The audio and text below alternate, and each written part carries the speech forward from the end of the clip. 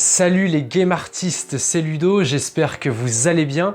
Aujourd'hui, on parle de l'événement vidéoludique, donc vous en avez sûrement entendu parler avant ma vidéo. C'est la présentation de l'Unreal Engine 5, donc le célèbre moteur de jeux vidéo, avec du coup sa nouvelle version, donc la présentation de sa nouvelle version. Alors du coup, c'est sorti par l'intermédiaire d'une vidéo, donc d'une démo, davantage graphique plutôt que technique, c'est-à-dire qu'il ne présente pas le moteur en lui-même, c'est uniquement du coup une séquence de gameplay mais sur une démo. Donc d'ailleurs qui davantage présente un petit peu les capacités de la PlayStation 5. Moi je vais pas tellement parler de ça dans cette vidéo, je vais du coup parler précisément du moteur et un peu de ce qu'il risque de provoquer dans l'avenir et même de ce qu'il va nous présenter tout simplement. Et il y a des choses qui sont plutôt géniales. Je vais également parler des petites choses qui pourraient nous être cachées. Enfin, on espère que derrière ça, il n'y a pas une ombre sur le tableau.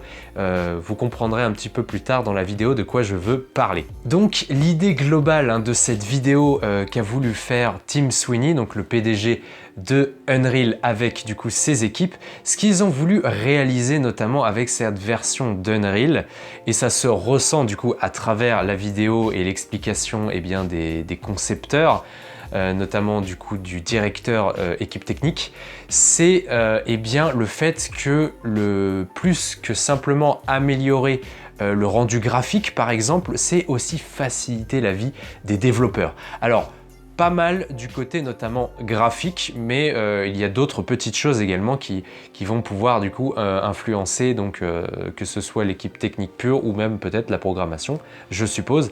Mais c'est vrai que du coup ce qui est davantage mis en avant dans cette vidéo, c'est le côté graphique. Je pense d'une part parce que c'est plus facilement, on peut plus facilement l'expliquer graphiquement. Je pense que rentrer trop dans le côté technique, notamment pour en plus présenter la puissance de la PlayStation 5, ce n'était pas une bonne idée. C'est pour ça, je pense que Unreal nous cache encore Epic nous cache encore quelques petites choses, mais probablement que le moteur, on a encore à présenter. Et donc c'est pour ça qu'on est davantage sur cette partie graphique. Alors dans cette vidéo, il présente plusieurs technologies qui ont différents noms et qui vont servir à différentes choses. Certaines existent déjà avec le moteur actuel de Unreal Engine, c'est-à-dire la version actuelle. D'autres arriveront du coup avec celle-ci. Et du coup voilà, ça va, je vais segmenter un peu cela par rapport justement à ces nouvelles ces technologies qui ont un nom. Et évidemment, vous inquiétez pas, on va montrer des images puisque ça serait dommage de simplement que je vous parle face caméra. Je vais pouvoir vous montrer directement donc par le biais de cette vidéo. Évidemment, si vous ne l'avez pas vue, je la mets en description. Ce serait un petit peu dommage d'être passé à côté. Vous pourrez la voir dans son ensemble. Moi, je ne vais montrer que des séquences pour pouvoir simplement imager ce dont je suis en train de parler. Et du coup, les images, les séquences d'images ne seront pas dans l'ordre. Donc c'est pour ça que je vous invite, si vous en avez envie, si vous ne l'avez pas vu, à regarder du coup la vidéo en entière. Donc on va commencer par la technologie Nanite. Donc Nanite, c'est assez dingue puisque moi du coup en tant que graphiste 3D, je me suis senti complètement conquis par ce qu'il proposait. Pourquoi? Donc c'est en fait une technologie qui va permettre de s'affranchir de tout un tas de choses. Donc ça va notamment être, là pour le coup, du côté visuel, c'est-à-dire qu'on va pouvoir en fait s'affranchir du nombre de polygones qu'on met du coup dans nos jeux vidéo. C'est-à-dire qu'avant on avait un total de polygones à ne pas dépasser, donc ça s'appelle un budget de polygones. En général, c'est l'équipe technique qui va donner du coup ce nombre et ensuite il faudra optimiser en fonction. Là du coup, dans leur démo, on peut voir qu'ils peuvent afficher donc des géométries absolument complexes, vous pouvez le voir. Donc il y a des rochers qui sont, de la roche qui est absolument somptueuse et ça du coup c'est grâce à leur fameuse technologie Nanite. Donc en fait, il sera possible d'importer donc des assets 3D, donc c'est-à-dire des objets qui n'auront pas besoin d'être optimisés, qui pourront être mis avec des quantités du coup de triangles absolument incroyables, et pour le coup qui aurait été impossible à mettre dans les jeux vidéo actuels. Et ça, faut bien le comprendre, c'est incroyable parce que justement, eh bien, à l'heure actuelle, on ne peut pas faire ça. C'est-à-dire que dans les modélisations actuelles, je pense que si vous repérez des modélisations de jeux vidéo, vous saurez les reconnaître tout simplement parce qu'elles sont légères, elles sont allégées, parce que, eh bien, on ne peut pas afficher des quantités incroyables de polygones. Donc en fait, imaginez les polygones, si vous ne savez pas ce que c'est en 3D, donc ça va être des facettes, en l'occurrence, si on complexifie un petit peu, des triangles qu'on va assembler les uns aux autres et qui vont permettre de créer tout un tas d'objets. Le problème, c'est que du coup, eh bien, ces triangles, pour faire des formes arrondies, imaginez un visage qui, pour le coup, est très organique. Eh bien, il va falloir du coup mettre une quantité monstrueuse de triangles pour pouvoir donner un côté arrondi du coup à ce visage plus organique. Et je prends le cas du visage, mais vous pouvez le faire par exemple sur une sphère, c'est encore plus parlant. Vous imaginez le nombre de triangles qu'il faut du coup pour que cette sphère puisse paraître sphérique. Mais évidemment, elle ne le sera jamais réellement. C'est le principe de la modélisation polygonale qui est utilisée du coup en jeu vidéo. Là, ce que nous propose du coup Unreal avec sa technologie Nanite, c'est de pouvoir s'affranchir de ça. Alors évidemment, on restera avec des triangles, mais on pourra en mettre une quantité folle à tel point que du coup, pour représenter une sphère, pour le coup, ce sera absolument ultra simple puisqu'on pourra rajouter autant de polygones qu'on veut.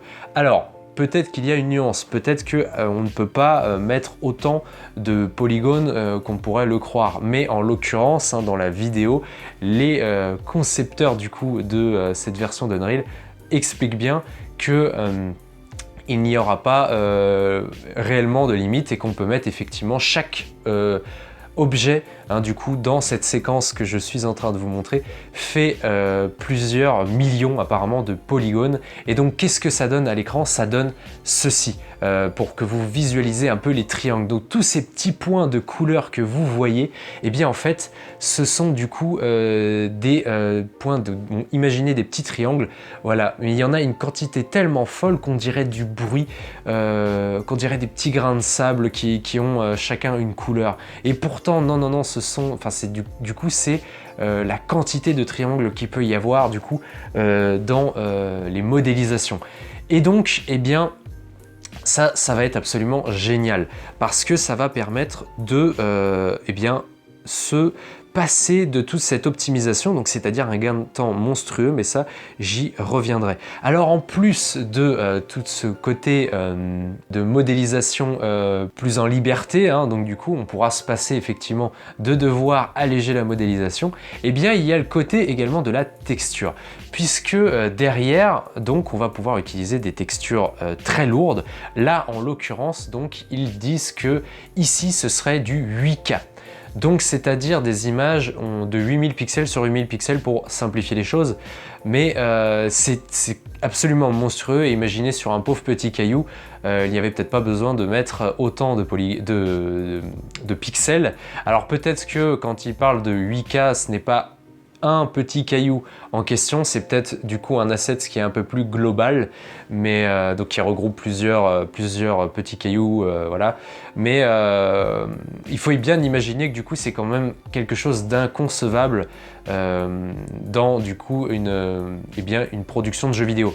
D'autant plus que dans une production de jeux vidéo, il faut se casser la tête parfois à pouvoir mettre des textures en 256, par exemple si c'est des objets très loin, donc 256 pixels, en 512, en 1024, du coup 2048. En général, on tourne plutôt vers ça, la 4K étant encore assez délicate à mettre dans les jeux vidéo, même si je pense qu'il y a toujours des cas où ils peuvent la mettre.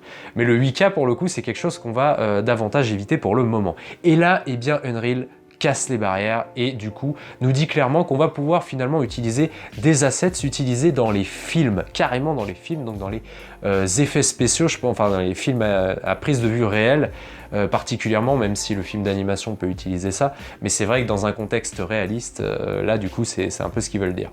Donc voilà, utiliser des assets de film. Et ça, bah, mine de rien, ça veut dire que les rendus vont être extrêmement réalistes dans l'Unreal Engine 5. Ensuite, ce qu'ils nous disent, c'est que du coup, vu qu'on peut se passer de polygones, on pourra par exemple dans un ZBrush, eh bien, importer donc comme on peut le voir sur cette statue, donc importer directement le modèle ZBrush, et ça ils le disent clairement.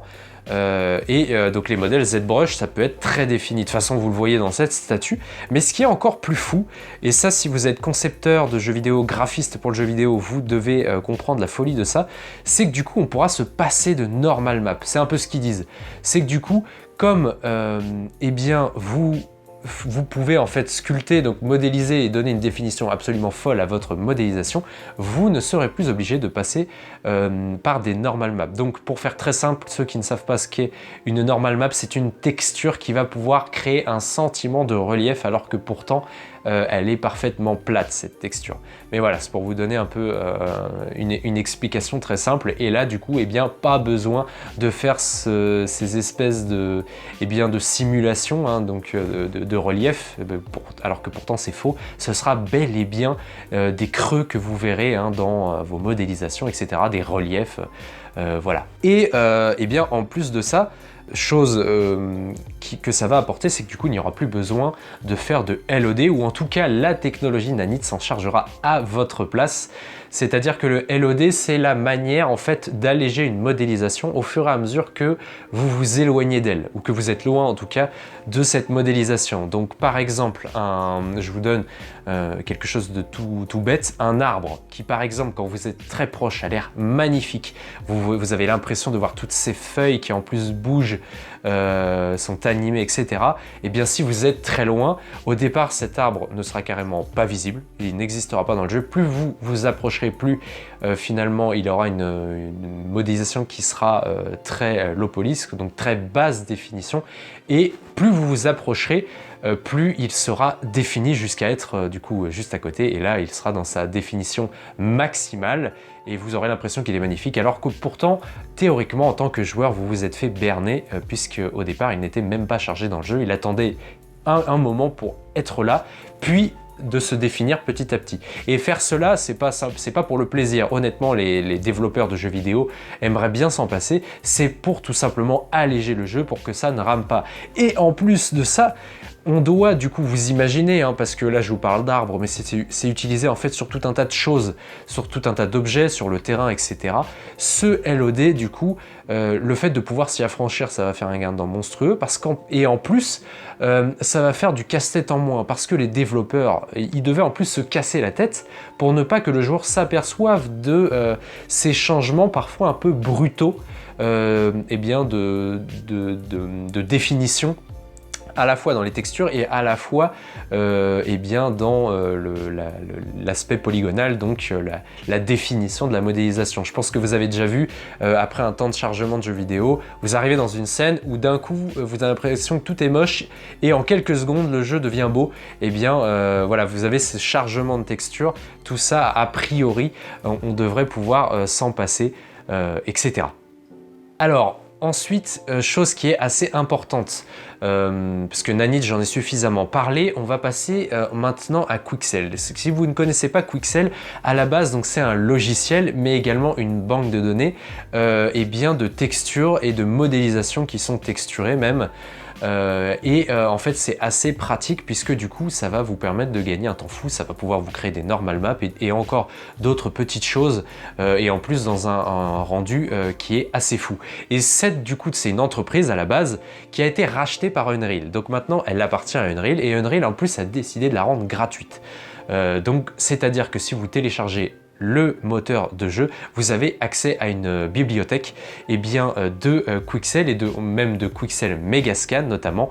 Donc Megascan, c'est-à-dire que c'est des objets qui ont été du coup scannés, ou qui ont un rendu photoréaliste en tout cas, et que vous allez pouvoir prendre gratuitement, réutiliser dans vos jeux. C'est d'ailleurs ce qui a été utilisé pour cette fameuse démo, et du coup Unreal ne le cache pas, hein, donc du coup vous allez pouvoir utiliser tout ça. Et en plus du coup à un rendu eh bien, film, du coup, photo réaliste puissance 1000 et non pas à un rendu jeu vidéo comme donc du coup très optimisé comme je le disais avant. Et eh bien ça va permettre tout un tas de petites choses.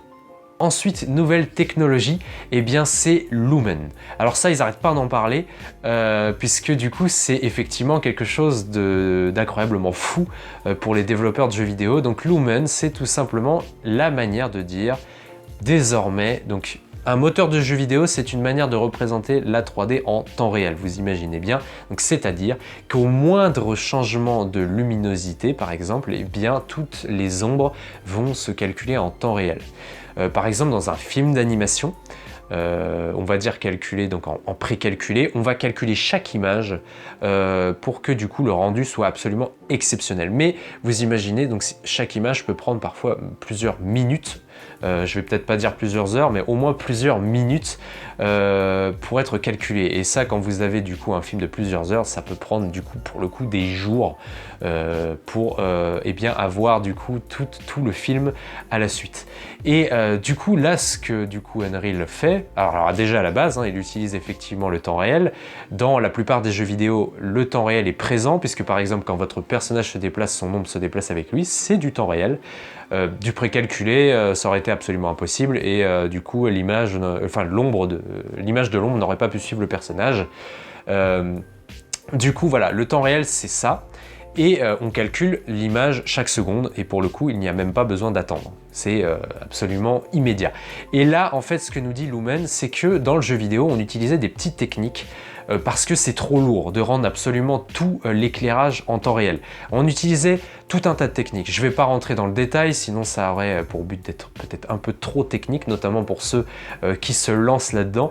Mais faut imaginer que certains éclairages en fait sont ce qu'on appelle béqués, donc ça c'est le terme technique pour le coup, mais c'est-à-dire qu'en fait on va prendre en photo l'éclairage, imaginez bien, et derrière en fait si vous bougez la lumière, eh bien l'éclairage restera le même.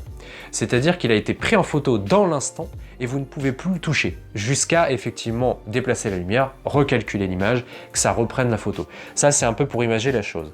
Mais eh bien tout ce que je viens de vous dire, oubliez-le, parce que Unreal finalement ce qu'il est en train de dire, c'est qu'il n'y aura plus tout ça. Vous n'aurez plus besoin eh bien, de calculer la lumière, vous pourrez simplement déplacer une seule et même lumière, donc imaginez la lumière du soleil par exemple, et tout se calculera automatiquement, et il le montre du coup par exemple là-dessus sur cette séquence, c'est que du coup vous allez pouvoir eh bien, pouvoir bouger la lumière comme vous le souhaitez, et tout ça, ça va se calculer très rapidement. Alors autant par exemple dans cette séquence à l'intérieur, là vous voyez, on voit tous ces petits cafards, eh bien ça peut être réalisé encore aujourd'hui en jeu vidéo, c'est parce qu'on est dans un espace restreint, donc c'est plus facile d'être calculé. Mais autant sur des espaces voilà, très larges, ça va être compliqué. Autre chose, donc il y aura une illumination globale, donc c'est-à-dire que là on rentre encore un peu donc, dans un aspect technique, physique même, mais du coup donc à chaque fois que la lumière intervient sur une surface d'un objet, eh bien l'objet renvoie un peu la lumière, sa couleur, etc. Et tout ça, eh bien ça donne ce qu'on appelle l'illumination globale, et eh bien Lumen permettra du coup de faire ça, et ça c'est incroyable du coup. Ensuite, on enchaîne avec Niagara. Donc Niagara, c'est le système donc, qui est déjà en place actuellement dans Unreal et qui est tout simplement leur système de particules. Donc dans cette séquence, il montre que par exemple Niagara va permettre bien de créer des particules qui sont plutôt vivants et qui en plus communiquent entre eux. Alors ça, j'aimerais un peu voir ce que ça va donner, mais par exemple on voit les chauves-souris, enfin en tout cas voilà, ça peut être des chauves-souris, des volatiles, etc. qui du coup arrivent par le haut là. Donc c'est du coup leur technologie Niagara. Ça va également faire de la technologie de fluide comme l'eau qu'on voit du coup au sol. Alors ils en montrent très peu d'ailleurs des fluides, donc je serais assez curieux de savoir ce que ça va donner. Et d'ailleurs j'ai déjà vu que certaines personnes étaient un petit peu sceptiques, c'est-à-dire qu'il n'y avait pas eu beaucoup de séquences avec de l'eau. Au contraire, c'est même très désertique. On aimerait un petit peu voir ce que ça va donner, voilà, quand le personnage va par exemple sauter dans l'eau avec l'éclaboussure, etc. Mais bon, a priori là, ça a l'air de plutôt bien réagir. Ensuite, vous avez le système KO, ce qu'ils appellent. Alors en fait, ça c'est le système de physique, donc c'est-à-dire le poids un peu des objets, etc. Et on peut voir par exemple dans cette falaise que voilà, vous avez des rochers qui vont tomber, vous avez l'écharpe du personnage qui est gérée donc par la physique de ce système. Alors maintenant, on va passer du coup à une partie justement qui va parler du côté un petit peu sceptique, c'est-à-dire que pour nuancer un petit peu cette adrénaline qu'on a eu du coup de voir toutes ces nouveautés d'Unreal, il y a voilà, des petites choses qu'il faut quand même nuancer parce que tout n'est pas non plus forcément très joyeux et il y a peut-être voilà, des petites choses, comme je le disais en début de vidéo, qui peuvent être cachées. Alors vous inquiétez pas, évidemment je ne suis pas en train de descendre le logiciel, tout simplement parce qu'on aurait à y perdre.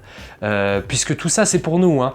Ce qu'ils nous promettent, si ça nous met en joie, c'est parce qu'on le veut tout simplement, et ce serait dommage de le perdre. Mais il est important quand même eh bien, de regarder ça avec du recul, de regarder ça avec intelligence et de comprendre qu'il y a peut-être des petites choses voilà, eh bien, qui ne sont pas aussi joyeuses que cela. Je vais démarrer du coup en parlant eh bien, un petit peu de l'optimisation. Il faut bien comprendre que ce qui a été fait là, c'est fait du coup sur PlayStation 5. PlayStation 5, donc, ce sont des composants du coup qui ont été surboostés, qui n'existent probablement pas encore ou à peine sur le marché, donc qui peuvent coûter très cher et qui surtout sont très puissants. Voilà. Donc évidemment, les ressources qui sont apportées du coup à Unreal 5 pour cette démo sont là, sont présentes. Je veux dire, on n'est pas du coup sur une PlayStation 3. Voilà. C'est vrai que ça aurait été marrant pour le coup de voir que ce jeu peut tourner sur PlayStation 3, c'est un exemple. Mais ce que je veux dire, c'est que tout simplement déjà, est-ce qu'on pourra jouer à des jeux Unreal 5 sur un PC un peu bas de gamme? Parce qu'il faut bien comprendre que peu importe les développeurs de jeux, ils n'ont pas tous les mêmes moyens. Et là je parle même des développeurs, mais même les joueurs en soi, développeurs et joueurs, ils n'ont pas tous les mêmes moyens. Vous avez ceux qui aimeraient mais n'ont pas forcément un gros budget et doivent avoir des PC plutôt bas de gamme, et vous avez ceux qui investissent 3000 € dans du coup la tour, voilà, et puis vous avez également les super enceintes, super clavier, super souris, voilà. Et donc entre ces deux personnes, il y a un gap énorme pour le coup. Alors déjà, parlons développeurs. Est-ce que Unreal 5 eh bien, pourra permettre de faire tout un tas de choses, pourra particulièrement bien tourner sur des PC qui voilà, n'ont pas des performances assez folles, mais surtout en tant que joueur, est-ce que les jeux pourront être faits de la même manière entre un joueur PC du coup avec des gros composants et un joueur qui les a moins? Et je vais nuancer pour le coup ces propos pour les joueurs console, parce que pour le coup la nouvelle génération qui arrive, donc au moins pour la nouvelle Xbox et la nouvelle PlayStation, c'est-à-dire que leurs composants, donc SSD, carte graphique, vont être faits en série, c'est-à-dire que toutes les consoles seront pareilles, ce qui n'est pas le cas, vous l'avez compris, entre un joueur PC mais aussi par exemple smartphone. Et c'est un peu ces différences de technologie, qu'est-ce que ça va pouvoir donner avec l'Unreal? Parce que effectivement c'est bien beau de dire que on peut ne plus optimiser un jeu, mais est-ce que ça pourra on pourra du coup penser comme ça sur eh bien des configurations qui sont beaucoup plus faibles que d'autres. Donc ça, j'attends de voir, parce qu'effectivement, s'il faut pour pouvoir lancer cette démo, avoir des composants de l'équivalent d'une PlayStation 5, bon, on n'est déjà pas forcément tous au même niveau. Vous avez compris un peu eh bien, le principe. Ensuite, eh bien, il faudra un certain temps avant d'avoir cette qualité visuelle comme on le voit dans cette démo. Parce que cette démo, elle est assez courte. Elle a été faite probablement avec une équipe qui n'était du coup destinée évidemment qu'à ça et qui était du coup, je pense, assez nombreuse. Hein. Et évidemment, comme ça se voit en fait, ça a toujours été le cas dans n'importe quelle génération de consoles voilà, ou de gap un peu technologique, c'est-à-dire que évidemment que au départ on n'aura pas des jeux avec ce rendu visuel là.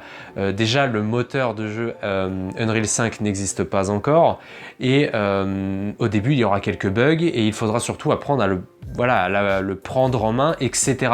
Donc évidemment probablement que ce rendu visuel là photoréaliste on ne le verra qu'au bout de quelques années, ou en tout cas pas sur les premiers jeux, évidemment.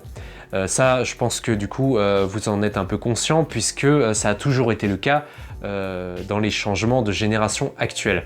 Et pour prendre un exemple avec un studio bien connu, si on prend Naughty Dog, on voit bien par exemple que Uncharted 4, donc qui a été fait par le studio, et The Last of Us 2 qui est en passe de sortir, ont un gap technologique qui est complètement différent, tout simplement parce que l'un voilà, est sorti on va dire dans les débuts de la console, et puis l'autre est sorti pour le coup à la toute fin presque. Et on la voit cette transition, et je pense que ce sera encore la même chose, même si du coup Unreal tente de casser du coup les barrières. Ensuite, on va rentrer donc pour finir un peu dans la théorie du complot actuel, donc avec des articles qui ont émergé eh bien après la sortie de la vidéo de l'Unreal Engine 5, donc c'est-à-dire sur les temps de chargement. Donc Tim Sweeney, donc le patron de Epic Games, qui du coup lui a pour idée de révolutionner évidemment le genre, donc les moteurs de jeu, donc il veut évidemment aider les développeurs, mais un petit peu les joueurs. Par exemple, sur les temps de chargement, il promet que c'est terminé. C'est de l'histoire ancienne, notamment grâce au SSD, etc. Et là, voilà, ce serait apparemment fini, en tout cas, dans ce qu'il explique pour rien que pour leur séquence du coup là de démo. C'est que apparemment, donc il y a certains développeurs voilà, qui ont fait un peu sonner la sonnette d'alarme. C'est que on voit un moment, donc je vous le montre en image, donc le personnage principal qui passe à travers entre deux rochers, vous voyez, donc dans un espace étroit. Et ça, c'est une technologie, un système qui permet en général effectivement de camoufler les temps de chargement dans les jeux vidéo. C'est absolument pas novateur, c'est utilisé déjà depuis un certain temps et ça permet en fait de pouvoir charger le jeu sans mettre de temps de chargement pour ne pas casser l'immersion. Et en fait, voilà, il y en a qui aiment dire que du coup, ça a été placé là et que ça permet de charger, voilà, en fond le jeu, alors que pourtant on nous dit qu'il n'y aura pas besoin.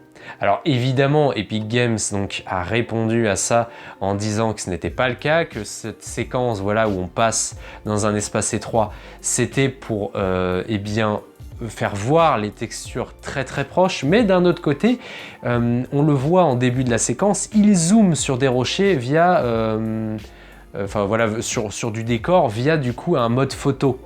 Donc voilà, chacun se fera son avis. C'est compliqué effectivement de rattraper, voilà, d'aider un petit peu Epic Games sur ce point-là, parce qu'effectivement, on pourrait se poser des questions. Et là où j'aimerais mettre un point d'honneur, c'est surtout, j'espère moi en tant que développeur, que il n'y aura pas une sorte de downgrade, alors pas graphique, mais carrément technique. Donc par exemple, je vous donne un cas bête, là on est plus sur du downgrade graphique, un des plus connus c'est Watch Dogs. Alors ça remonte un petit peu, mais voilà, ceux qui ont connu donc ce phénomène à l'E3, donc Watch Dogs qui avait été présenté, qui était magnifique, il avait des effets de particules, les feuilles qui bougeaient au vent, etc. dans la ville, vous aviez des effets de fumée. Et après, donc, quand il est sorti, aïe aïe aïe, il y en a même qui se sont amusés à retrouver le moment précis du coup de la démo pour reproduire, pour voir un petit peu s'il y avait tout ça. Évidemment que non. Donc il y a eu un downgrade graphique. Donc ça amuse évidemment pas les développeurs de faire ça. Ils aimeraient avoir la qualité maximum, et c'est un peu d'ailleurs ce qu'Epic Games aimerait mettre en avant, c'est de plus réfléchir à tout ça. Mais là, eh bien, évidemment, est-ce qu'il n'y aurait pas, du coup, derrière, eh bien, voilà, on nous dit que ce n'est plus calculé, mais en fait, que tout ça, ce soit calculé. Un autre jeu qui avait été encore pire que ça, justement, enfin, pire que ça, c'est l'équivalent de Watch Dogs, mais en plus, dans sa caméra, c'était Killzone 2. Alors là, ça remonte encore plus. On est sur les débuts PlayStation 3 pour le coup. Et en fait, vous aviez du coup donc une séquence qui avait été, alors à l'époque, c'est vrai qu'elle l'est un peu moins aujourd'hui, mais qui était magnifique. Avec des effets de flammes, etc., de fumée, encore une fois. Et voilà, enfin, ça rendait hyper bien à l'écran. Et en fait, on a appris que... Enfin, on a appris. Même des joueurs et des développeurs se sont aperçus qu'en fait, la caméra était un petit peu étrange, comme si ce n'était pas un joueur, en fait, qui jouait. Et en fait, c'était ça, c'est qu'apparemment, la caméra était guidée comme un film, en fait. Nous, et du coup aussi ce n'était pas de la 3D temps réel, donc nous avions affaire à du coup une sorte de petit film d'animation qui présentait Killzone 2. Évidemment du coup cette séquence était jouable en jeu et c'est pareil, il y a eu des différences, donc on était également sur un downgrade. Donc là ce que je veux dire c'est que j'espère de tout cœur que tout ça ce n'est pas un petit peu manigancé, ça serait évidemment gros, mais est-ce que ça ne l'était pas déjà à l'époque ? Parce que tout ça, voilà, Watch Dogs, Killzone 2, c'est des jeux qui ont eu du succès et qui ont eu aussi de la déception sur ces points. Donc ce que je veux vous dire, c'est effectivement, on nous promet tout un tas de choses. Espérons que la parole va être gardée, parce que là en plus on est à un stade où ce n'est plus dans l'intérêt des joueurs mais c'est dans l'intérêt des développeurs également, c'est à dire que les développeurs vont avoir un gain de temps monstrueux, vont pouvoir eh bien ne plus avoir de limite à leur créativité. Et eh bien tout ça c'est aussi pour les joueurs, parce que les joueurs derrière pourront avoir du coup des univers absolument phénoménaux.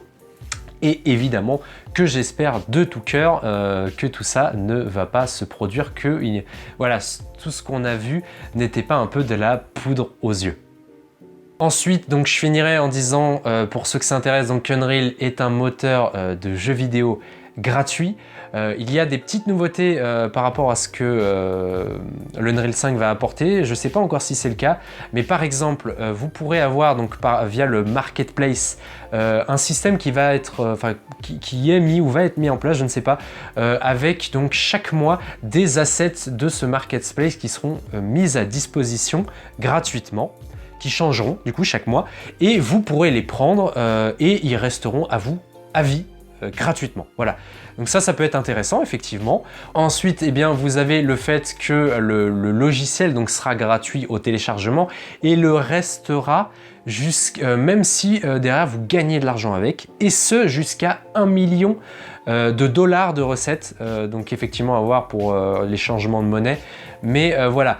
Donc c'est-à-dire que votre jeu, tant que vous n'avez pas fait assez de recettes, restera gratuit. Et ça, je trouve que c'est génial, parce qu'actuellement, apparemment, c'était à partir de 3000 dollars, apparemment, qu'on commençait à verser des royalties, du coup, à Epic Games. Et ça, je trouve c'est génial, parce qu'en fait, vous n'avez pas cette épée de Damoclès en vous disant « Aïe, aïe, je vais sortir mon jeu, je peux pas me passer d'Unreal parce que c'est un outil qui est génial, tout ça. Mais derrière, j'ai peur que derrière, ça me coule un peu parce que ça va me prendre la recette que j'ai un peu durement gagnée. » Et ça, en fait, ce que met Unreal en avant, c'est le fait que votre jeu doit finalement être relativement un succès pour que derrière, vous deviez leur donner, voilà, de leur verser des royalties. Ça, je trouve que c'est une mentalité absolument géniale qui n'est pas mise en place sur tous les moteurs de jeu pour le coup, et c'est plutôt excellent. On va dire que le fait de reverser des royalties est particulièrement justifié dans ce cas de figure, et ça c'est cool. Et tout ça, donc le fait que le logiciel soit gratuit si vous ne voulez pas le mettre de jeu en vente, qu'il soit également gratuit pendant un certain temps si pour le coup vous commercialisez votre jeu, ou eh bien que vous ayez des assets gratuits, donc par Quixel d'ailleurs, et par du coup leur marketplace. Tout ça, ça montre un petit peu que Unreal, que Epic Games plutôt, eh bien veut offrir le maximum aux développeurs. Et ça, c'est vraiment une très très bonne mentalité. Pour finir, je dirais du coup que vous le savez peut-être, mais du coup le moteur de jeu Unreal Engine 5 du coup sera disponible début 2021, ça va pas être dans si longtemps, parce que vu la période, alors peut-être que l'année se passe vite ou moins vite pour vous, mais je pense qu'on peut quand même très vite y arriver à ce début 2021. Par contre, début 2021, mais dans une version preview, c'est-à-dire qu'elle sera probablement buggée, probablement pas complète, etc. Le logiciel dans son entièreté sera apparemment disponible fin 2021, donc je ne sais pas exactement ce que ça veut dire, septembre ou décembre, je ne sais pas, mais voilà, la version apparemment complète du logiciel, c'est fin 2021. Voilà, donc j'espère que j'ai pu vous apprendre des petites choses, que vous avez pu avoir des petites précisions qui n'ont probablement pas été abordées dans toutes les vidéos, que ce soit sur l'aspect joueur ou l'aspect développeur. Donc évidemment, on n'hésite pas à s'abonner hein, si vous aimez ce genre de contenu. Alors ça, c'est du théorique, mais évidemment, moi je fais de la pratique, donc par exemple de la modélisation sur Maya. Donc si ça vous intéresse, on active aussi la petite cloche, évidemment, pour être au courant des nouveaux contenus. Et puis vous pouvez dès à présent aller voir déjà ce qu'il y a sur la chaîne. On like parce que du coup ça va soutenir la vidéo, et puis on partage parce que probablement que ça peut intéresser vos amis joueurs ou développeurs. Voilà, donc encore une fois j'espère que ça vous a plu, et puis moi je vous dis du coup à très bientôt pour de nouveaux contenus. Salut!